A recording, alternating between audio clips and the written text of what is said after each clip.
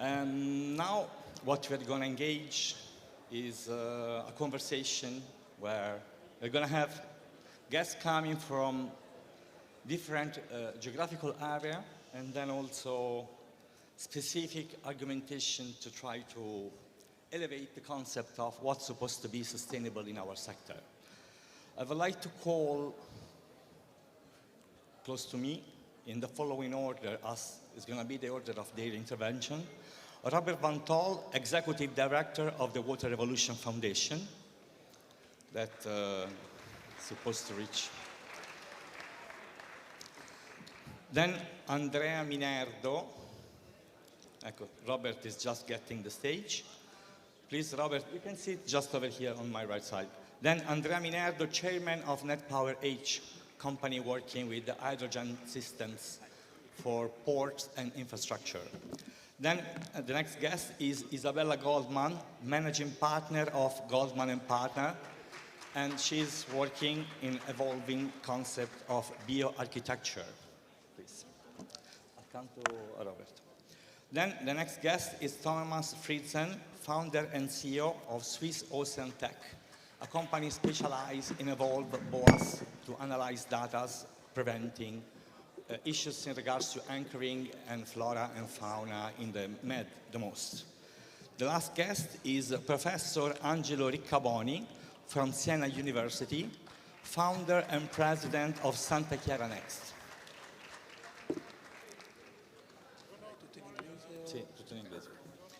Okay, this intervention is going to be in English also because the idea is to make a proper opportunities to share what has been done on many frontiers that's supposed to be known from everyone, because some of the subjects that we have on board, they're actually working already on something that so far hasn't been properly discussed.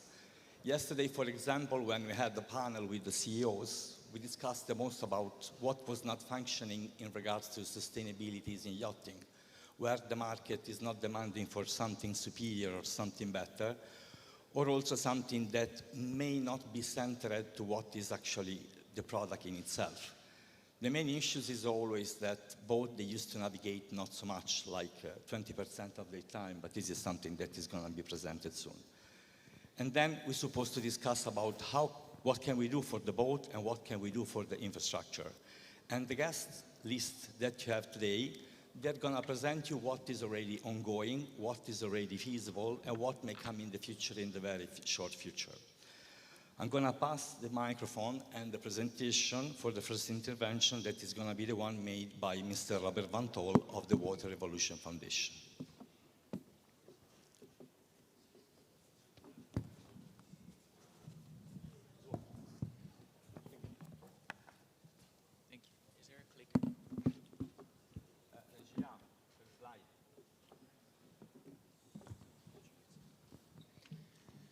Good afternoon, everyone. Thank you very much for joining.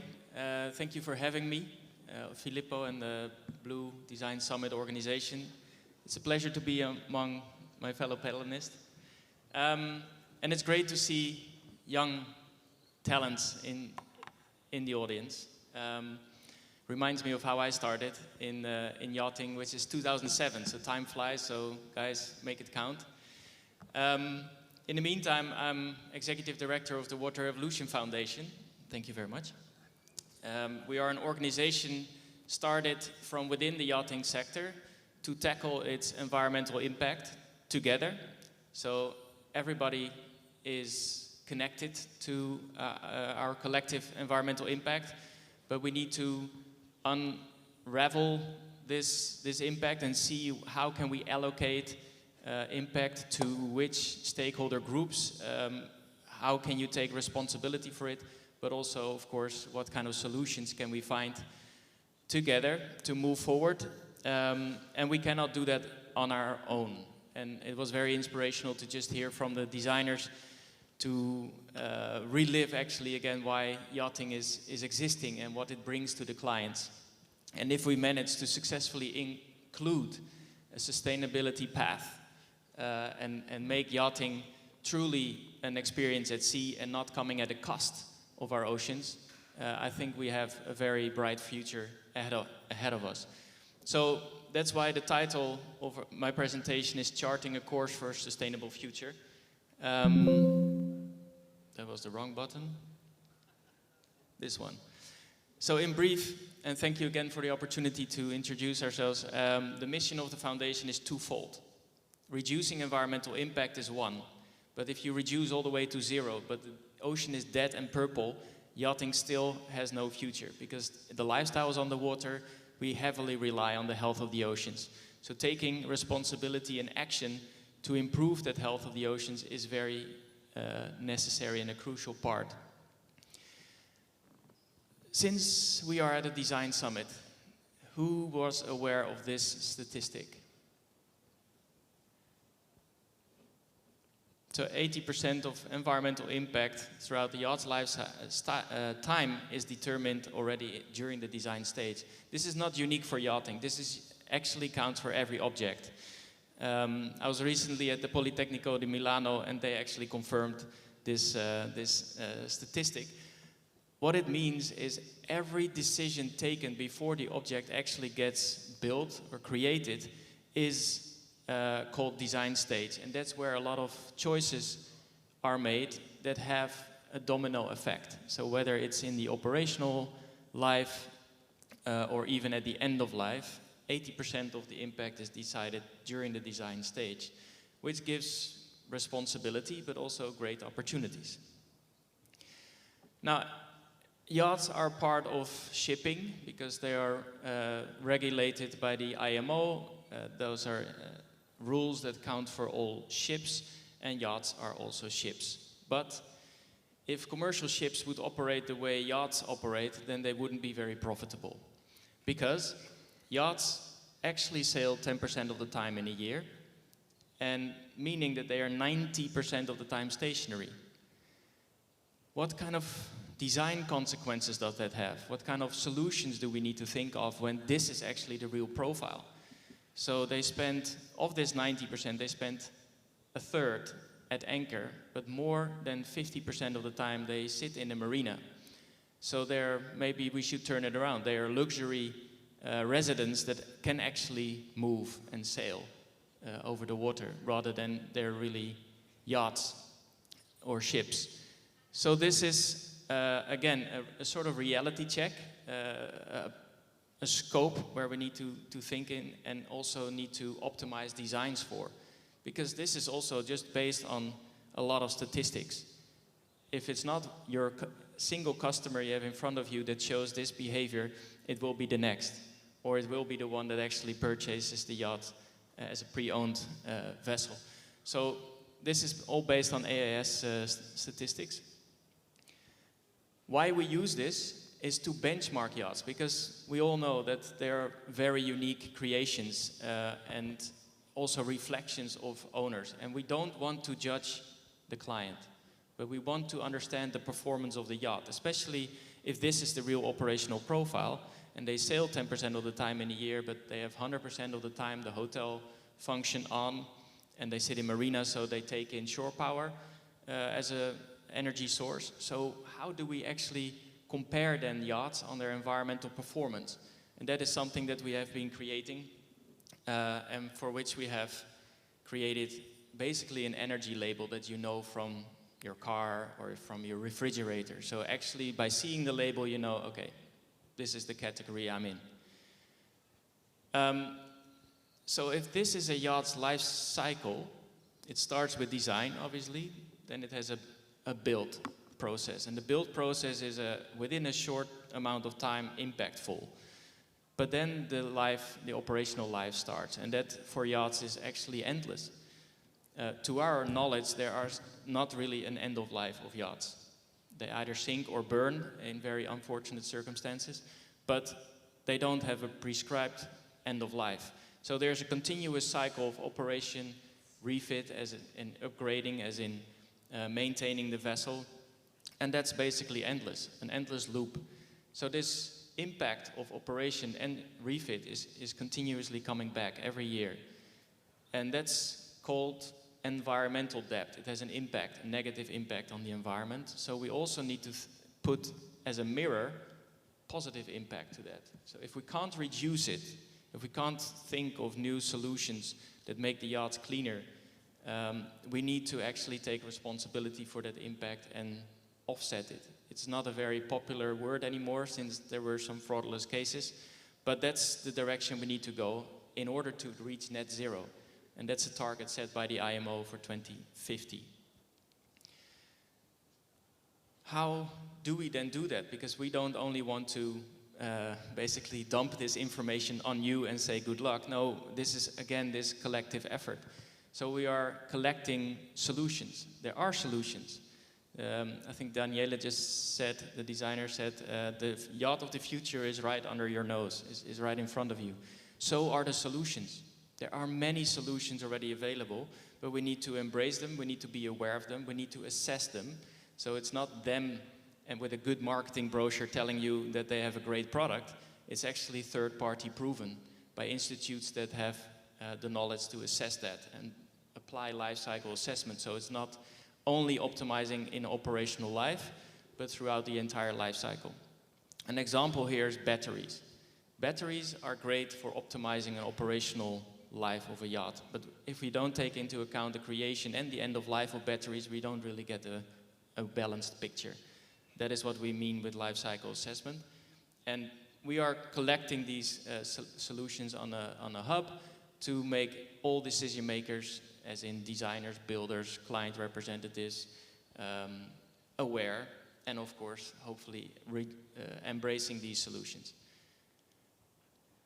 That results in a verification stamp, so this is just to put the solutions in a well-deserved spotlight, and that is then taken up by shows like the Met Strait in November in Amsterdam, but also the Monaco Yacht Show has just launched a Blue Wake program, which is for all exhibitors at their show to showcase what solutions they have. And our foundation has been a partner for vetting these kind of solutions. Click. No. We're stuck here. But I think we covered most of it. What I wanted to contribute to this is more detail. This is this label, so you see that there's a reference line of the existing fleet. That's the black line in the middle, and then you have margins of how far you are either below, which is a good sign, the reference line, or above. And if you are above, it means your emissions are above average. But with yachts, as you just saw, there's this cycle of refit and operation. You can utilize every refit opportunity to actually upgrade the yacht with the solutions that we just saw with the hub, and then you can make steps on the ladder and improve your label.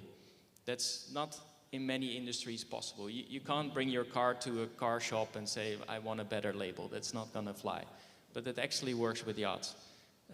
So the way to do that is very important to see and transparently understand how that works. So that's why we have been working 5 years plus on this Yacht Environmental Transparency Index.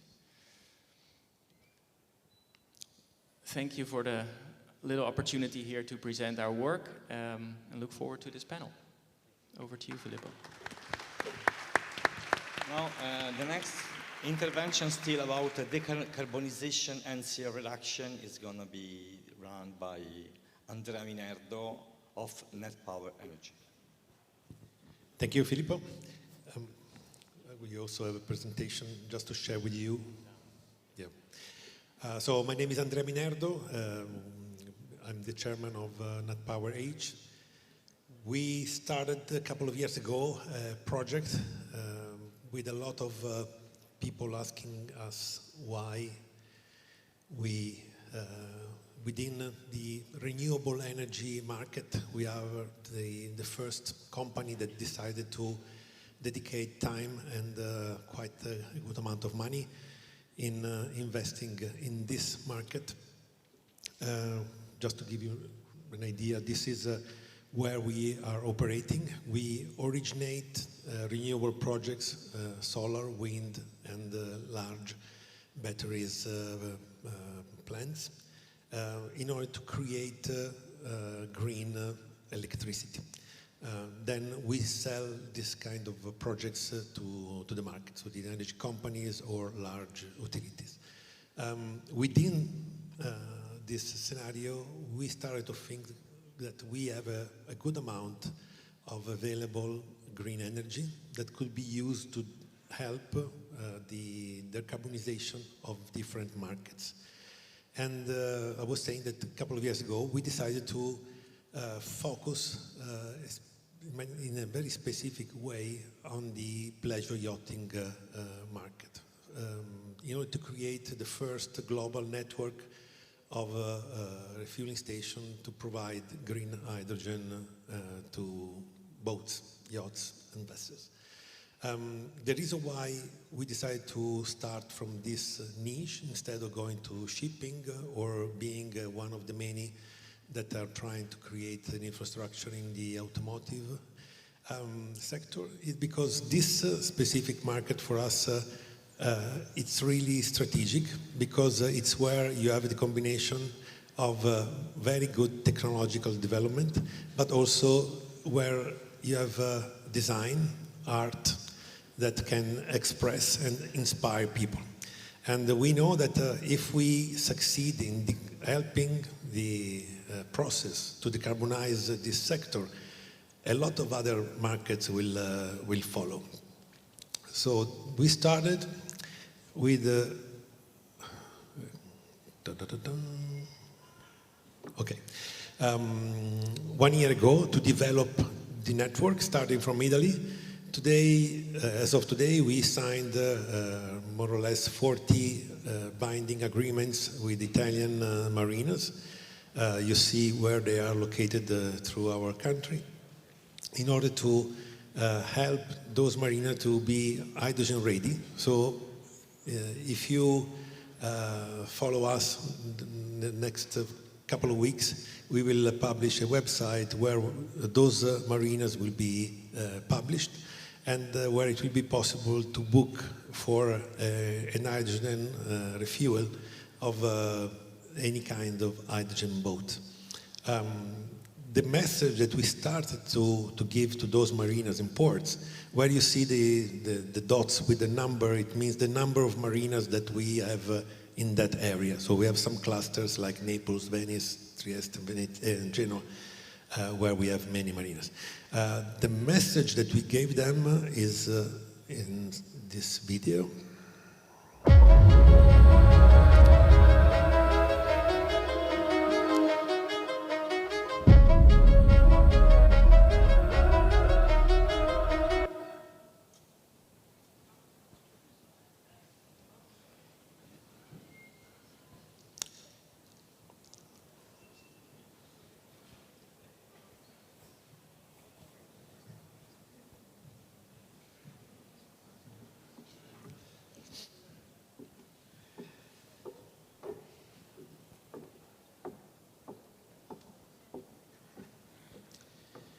Okay, let's retry to have it starting.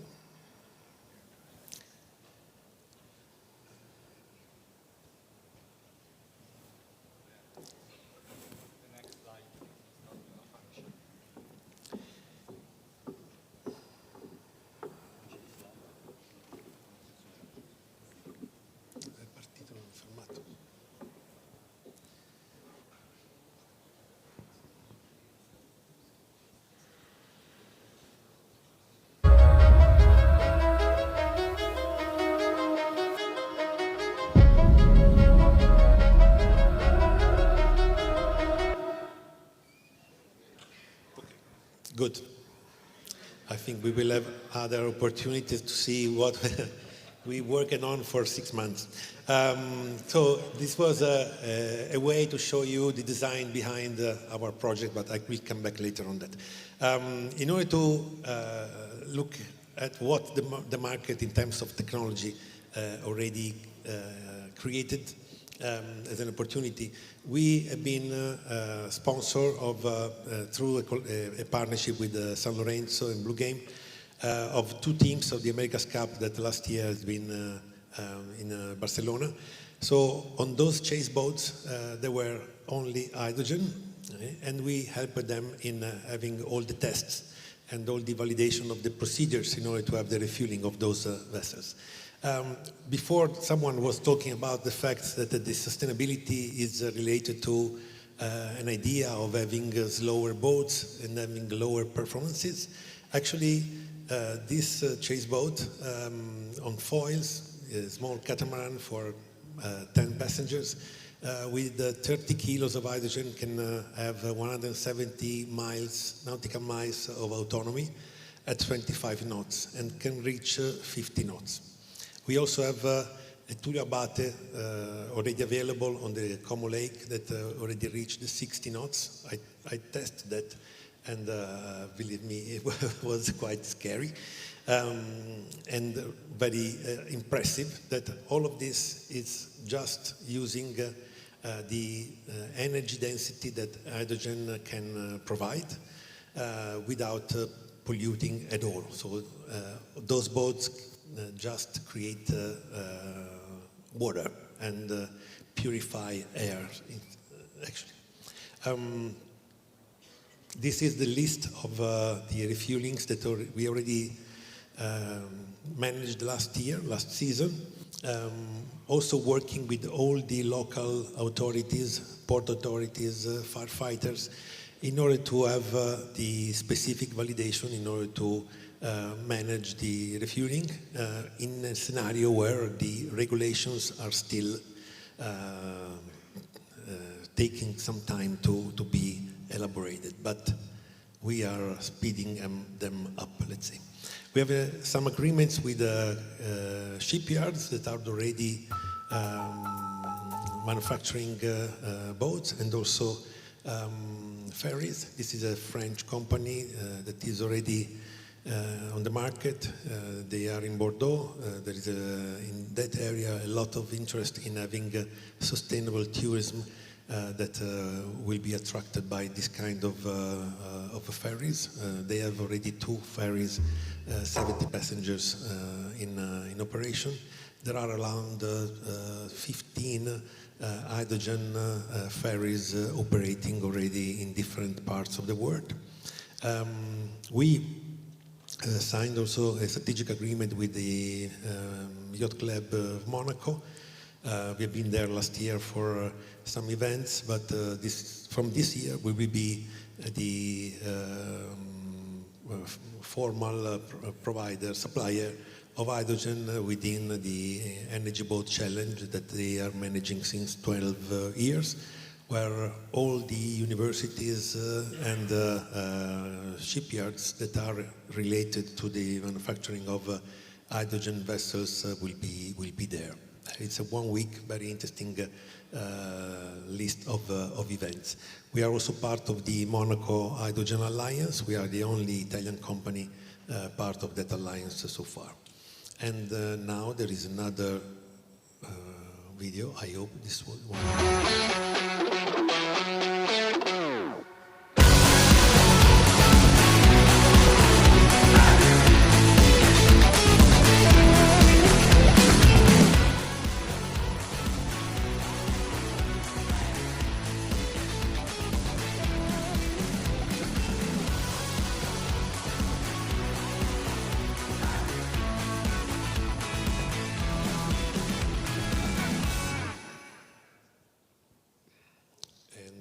Last one.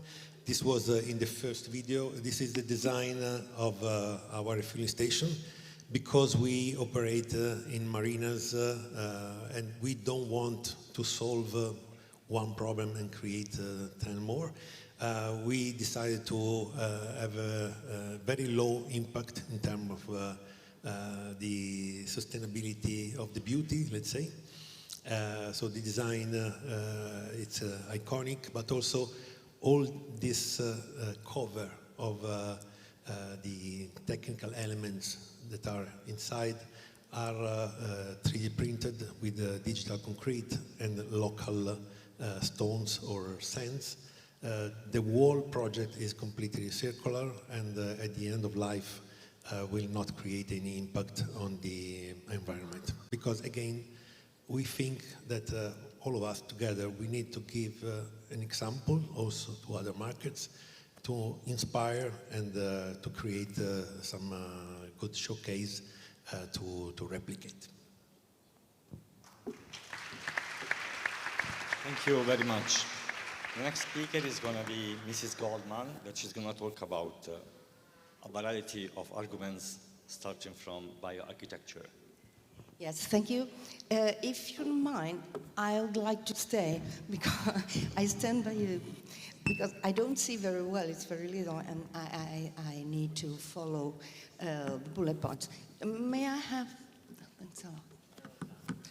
So, first of all, thank you really very much to who invited me because I will be a little bit disruptive, I think.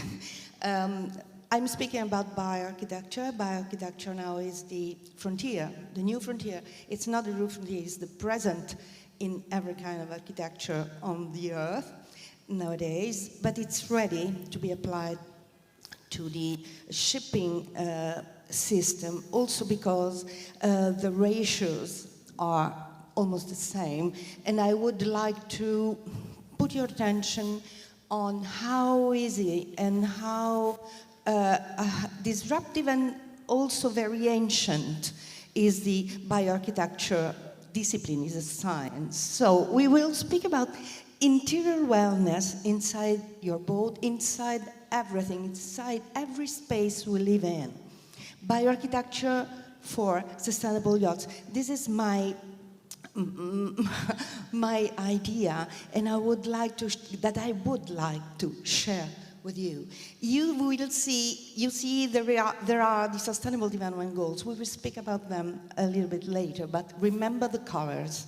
Remember it's very colored, and they touch, we work on Sustainable Development Goals every day. I didn't tell you, I'm leading a research center about sustainability, about applied sustainability on architecture, and we apply bioarchitecture and advanced sustainability on every lived space. Where can I do? It doesn't work? Huh? Do it? Okay. So, why the yachts need bioarchitecture? If you have a look on birds, they are seabirds, but every animal, and we are animals, this is very important to remember, we are animals, and every time we look for something that covers us, for protecting us from elements, we are looking for nest.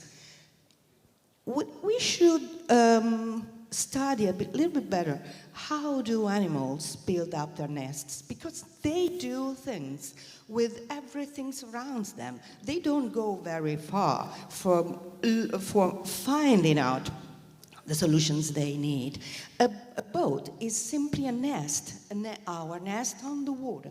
But we, like animals, we need first to feel well, to feel wellness. There are very simple issues and very simple aspects that make a space, also a boat, to produce wellness for us. And we have, normally when we design boats, and I've heard this many times, mainly in the internal decoration, we try to reproduce what we find at home. This is right, but not that much, because if we reproduce what we do inside our homes on the earth, we risk to make many failures, well, many mistakes in terms of indoor pollution, in terms of volatile emissions, in terms of not be focused on health. And we can be focused on health, even on the boats. Yeah, it did not happen. Oh, okay. This. Freccia and basso? Okay. Okay. What can be bioarchitecture on the sea? I've heard many times, and I totally agree, architecture, the real architecture is in harmony. We have to put in harmony our reactions. We are animals, and like animals, we produce reactions to the actions that surround us. These actions are normally chemical and physical. It means that we react to everything chemical. We breathe, for instance, and everything touches us in terms of materials, for instance, and then we react also to waves, magnetism, light. It's a wave, also the light, and everything is physical. So we have to design a boat, a home, but mainly a boat. Now we are speaking about boats, adapting the design to our reaction. That's why we have to ask the clients many times what they are really looking for, because we have to trace before designing. Everything is related to their reactions. If we think in terms of system, and if we think in terms of balance and harmony between all the actions, among all the actions, because there are many, and also remaining aligned to the nature, we do the good thing. The natural materials and indoor air quality normally is the first thing we think about when we think about nature inside the boat. It's not enough. Because natural materials, everyone can think about natural materials, but there are many other things that we have to take care of. For instance, light, for instance, colors, for instance, orientation. For instance, always because we're animals, you know that we are managed by the circadian rhythm. That means that we produce different hormones during the day relating to the color of the light during the day. In the morning we produce cortisol, that is the stress or the attention hormone, and then towards the afternoon and closing to the night, we stop producing cortisol and we start producing melatonin. Melatonin is not a hormone, but anyway, is a substance that helps a lot living a performance, a well-being performance. So you can help this. And when you are on vacation, for instance, a boat is made for being on vacation. If you are on vacation, you can increase incredibly the feeling of wellness in making together in harmony and in balance all the actions that can produce this. What can produce this? Everything that's related to nature. Nature means also observing nature and reproducing nature. Also, there is another aspect that can be taken care of, and is the microclimate and the energy balance in cabin. I've heard yesterday that 90% of the consumption of a boat is not when they go, but when they are in port, using energy, for instance, for the climatization of the boats. It's a pity. It's really a pity because there are very few aspects, passive aspects that inside the design. I'm not a boat designer, I don't want to teach anything, but one thing that we obtain also in very little spaces, because I'm leading a research center that works along with architects, along with companies and so on. And in many situations, many different situations, we had to obtain a passive performance, climate performance, without adding plants, for instance. In a boat, for instance, we could try to lower the weight of plants, simply knowing some principles of passive architecture. I don't want to teach anything, but we can, and we have worked a lot also with architects that are focused on that. And also there is the acoustic comfort. I don't remain on this aspect because the acoustics is one of the most simple things that you can obtain inside a lift space. And here we are. You remember the colors of the Sustainable Development Goals. I asked my studio, my youngs that work in my studio, to keep away the color to all the sustainable goals that don't have to do with the sea. Just for curiosity. And what's amazing is that the ones that are strongly related with the life on the water and the shipping field and the shipping sector have all the colors of the sea, of the sun, of the earth. It means that, maybe it's a case, but I don't think it's a case. I think is something that strongly transfers you the consciousness that sustainable development goals are made also for the shipping field. I put a star close to one of those, the partnership of the goals. What does it mean? Sustainability, and strong sustainability, advanced sustainability like the one that we work on, is tightly related to finance and to cooperation among all the actors.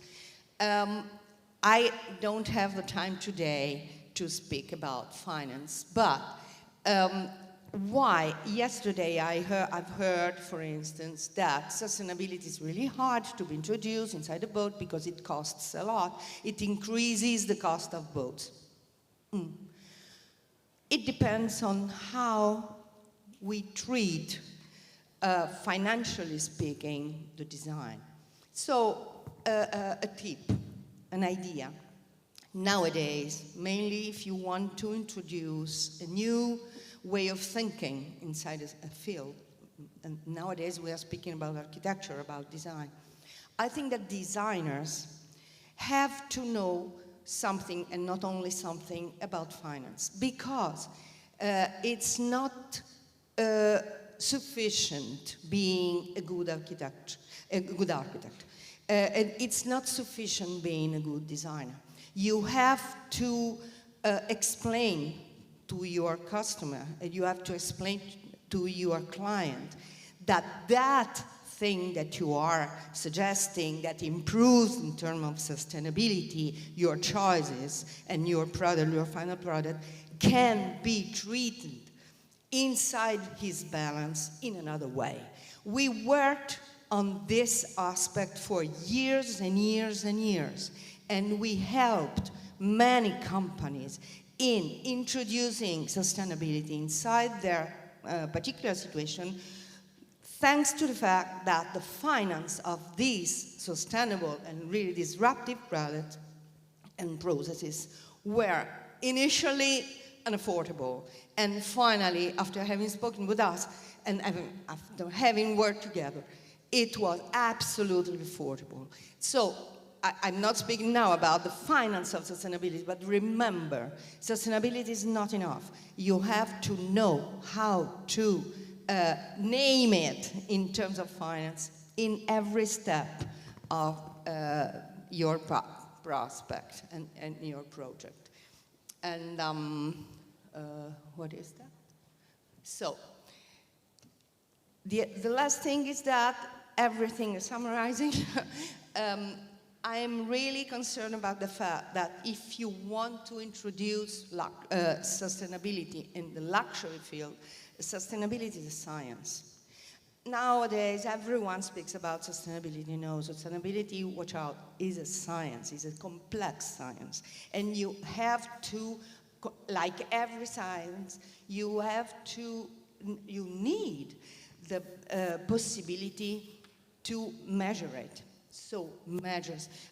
Otherwise, you speak, these are words. You have to demonstrate, strongly demonstrate to every client that what you are suggesting to do is convenient. And that's why the finance. But not only the finance, we work a lot on with LCA. LCA is our daily food, because LCA is life cycle assessment, is the way of introducing sustainability inside every architecture process. So you see that we started from the body, the earth, the birds, the sea, and we finish at the end in what's really necessary for concretely apply it in our life. Thank you so much. Thank you, Isabella. I would like to ask if Mr. Thomas Frizlen can try if his microphone is going to work, otherwise I'm going to give him mine.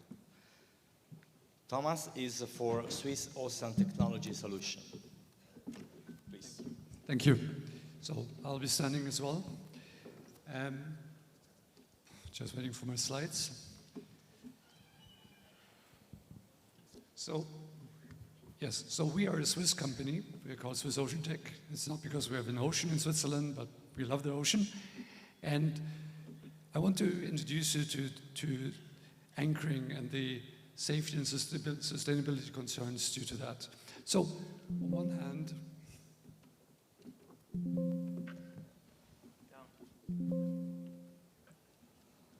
thank you. So, what are the critical factors related to anchoring? On one hand, we have the safety, we have environment. Anchoring has a big impact on the environment. We have the crew, so a lot of time is spent by the crew on anchor watch. It's very difficult. And we also have a lot of regulations. So let me start with the regulations. In south of France, just to take one example, all the green areas that you see, anchoring is forbidden for super yachts above 24 meters. And every year you have more of those. So in these areas, you're not allowed to anchor. If you are above a certain size, for instance, an 80-meter yacht, they actually have to call at least 1 hour before and let to know that they want to anchor, and they have to get the permission by the authorities to anchor. So it's not easy anymore. So you cannot anchor, and where you are allowed to anchor, you still have a lot of regulations to attend to. Then you have things like dynamic positioning. This you cannot use in many areas for more than 2 hours, and you have to be 500 meters offshore. And I mean, who wants to be 500 meters offshore? You want to be in a nice, beautiful base. The other problem is Posidonia grows down to 40 meters of depth. So you have to anchor below 40 meters of depth in those areas. And that makes anchoring more and more challenging every year. Then you have fines. And just as an example, in 2023, you had about 1,000 anchoring violations in France. More than 100 of them went to court. The fines to be paid up to 150,000 euros, and you can go to jail. And it's not the owner, it's the captain. So the captain has to pay, and the captain goes to jail. In addition, if you are repeating this offense, you are actually banished from French waters, both the captain and the vessel. Everything that you see on this slide that is green is Posidonia fields. Everything that is orange, we do not know yet. And everything else is not Posidonia. So you can see Posidonia is a large part of the Mediterranean. If you look very closely, you will be able to see a superyacht anchor on this picture. You see the divers as a measurement of the size, and this anchor is plowing through the sediment. It looks horrific. It creates havoc on the seafloor. So why is Posidonia so important then? On one hand, you have 40 times more marine life if you have seagrass, if you have Posidonia. Then we know that the earth of Posidonia stores 10 times more CO2 than the forest soil. So it's a carbon sink. And the problem, the real big problem is, you see the groove here in the middle where an anchor was dragging? So this dead meadows of Posidonia, they grow by about 1 millimeter per year. So this takes decades to rectify this small anchor problem. And I mean, a superyacht anchor is much worse. So up to date, it's been estimated that about 600,000 square kilometers, 600 square kilometers of Posidonia have been destroyed due to anchoring. And the economic damage is about 3 billion euros. The same thing applies for corals, also growing very slowly. Also, you have finds there in the Caribbean and so on. And the other thing is safety. So we have groundings due to anchor dragging. So Pari was an example outside of Monaco. It's dragged its anchor. It was a complete loss. Nobody was harmed, thank God. And then you had Mirabel, a couple of years later, very similar spot outside of Monaco. And it took a couple of weeks to repair that yacht. So end of cruise, end of vacation. So on one hand, you have the costs of the repair. Then you have, it's the end of a cruise. As we heard before, the most important thing for a superyacht owner is time. And if he has to end the cruise, he's not going to be very happy. And the third one is then the loss of income. So oftentimes the yachts are on charter. And then you have collisions. The collisions can on one hand be that the anchor is dragging and you go into another yacht. But the other one is, as we saw here with Venus and Lady Mora last year, that you have different amount of chains out, the swing circles are different, and then you may collide. I mean, nothing happened here, but it was very prominent on social media. Then you have crowded anchorages, and every year it's just getting more, not just in the Mediterranean, but this is St. Bart's, 2023 New Year's Eve, and then 2024 New Year's Eve is going up like this. And we all know it if we look outside here in our harbors. Then you have extreme weather. So for instance, we see that the water temperature of the Mediterranean Sea has been increasing 0.4 degrees every decade since the 1980s. So we have like this boat in Palma was dragging anchor. Then we have the sinking of Bayesian. Okay, we do not know what happened, but it was for sure a weather extreme involved there as well. So anchoring is getting more and more challenging. 1/3 of all damage to subsea cables and pipeline are due to dragging anchors. And this is more on the merchant shipping side, but we have a lot of oil, not a lot, but we have oil spills. That's not happening on a daily basis, but when it happens, these are big impact and big costs. So what is then the problem? Well, the problem is that we today have, in the navigation area, we have tools like radar, GPS, and so on. But when we are anchoring, we do not have anything. The second the anchor goes into the water, we are relying on our experience, on our intuition. So today's anchoring is based on subjective judgment. We do not have hard data or direct evidence while we're anchoring. And as Robert said before, superyachts spend 30% of their time at anchor. Merchant ships, in average, 8% of their time. Now, this is 2025. So 1 month per year, or 4 months per year, those vessels do not have any information what is really happening. So what we offer with Anchor Guardian is that we tell the captain and the crew exactly what's happening at the anchor the second it drops into the water. So we give information, we give intelligence. We can predict the whole of the anchor. If the anchor should be dragging, we will give you alarms with some meter accuracy, and we can even tell you where the anchor is exactly. Not where you dropped it, but where it is now. So to just very quickly give you a few highlights, we can show you how the anchor is lying in the sediment. We can tell you how much chain you have laid out. We can actually tell you how much of your chain is lying on the seafloor. We can show you in your electronic chart where your anchor exactly is now. We can give you alarms if the anchor is dragging. We can tell you the velocity of the drag. We can actually monitor the force at the anchor and so on. So basically, picture this, you are at anchor, you have a wind gust, and you think, okay, what's going to happen? Am I dragging, am I not? how's the anchor reacting? Anchor guardian is your eyes and ears underwater. You will see, is the anchor changing position? Is it dragging? Is the force getting critical? Do I need to do something? So actually, we are making anchoring proactive with Anchor Guardian. Thank you very much.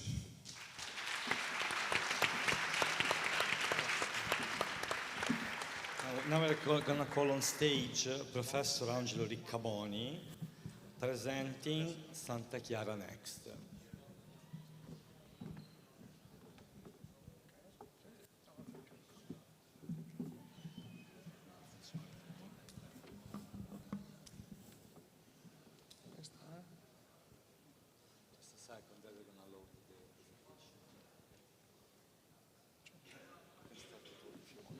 Okay, good morning, everybody, and I would like to thank the organizers for having me here today, in particular Rosanna Giri for her invitation. And also let me say that I'm very pleased to see the activities and the development of the yachting sector in La Spezia, given that I was born and grew up in this city, so I know the city and I see yachting sector as a lever for the development of the city. So my short intervention will be basically on 3 issues. A few words on sustainability, highlighting was already said before, so we are on the same boat. Here is the place to say that. Also what we are doing in terms of support to the local district on yachting, because we need to do clear actions. So a few words on sustainability. My name is Angelo Riccaboni. I am a Professor of Management and Sustainable Development at the University of Siena, and I chair a center on sustainable development, and I founded a spin-off of the university called Santa Chiara Next.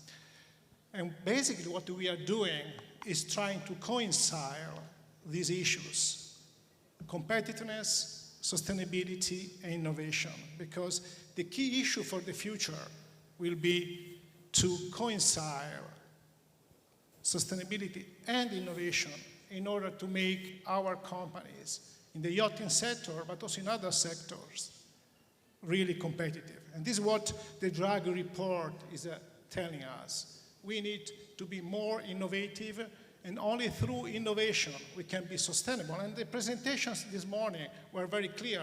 You have a hydrogen, you have a new collection of data for anchoring. So innovation is the key for being sustainable. Innovation is the key for the competitiveness of the future of our companies.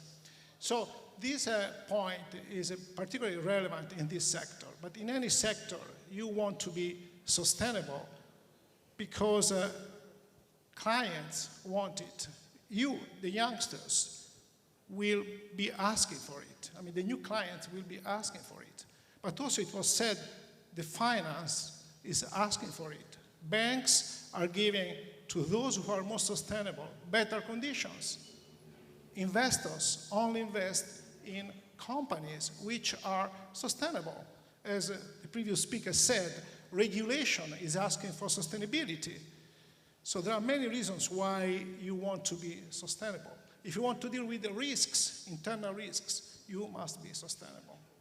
But what is important to say here, especially in front of youngsters and students, is that there are huge opportunities. I mean, it is a fascinating time nowadays because you have to take advantage of so many new things and new opportunities in terms of innovation that really, really a great future is in front of us if you are able to take advantage of the opportunities. So what we are doing, I don't want to spend time on why it's important to be sustainable. I would like also to add to what it was said before, that sustainability is also a major lever to attract and keep talents. Talents are at the heart of the future of our companies. So if we do not have talents, it's difficult to manage the future. And talents, smart people, like and want sustainability. So what we are doing for the sector in particular.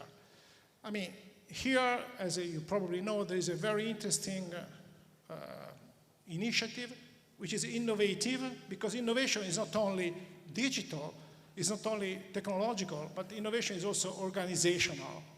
Okay? So the so-called Medio Blue, the Blue Mile, is a very interesting innovation, organizational and social innovation, where you are collecting all the companies involved in yachting, and also what is very important, you have to put them as a network with their suppliers, with all the companies which are sourcing the major companies of the cluster, of the network.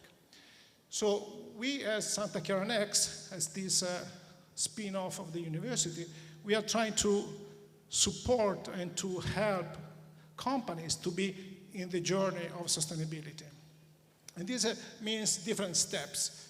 We started to better understand what is being doing here, but also what we want to do is to support with concrete tools in order to make companies able to deal with the issues and challenges of sustainability.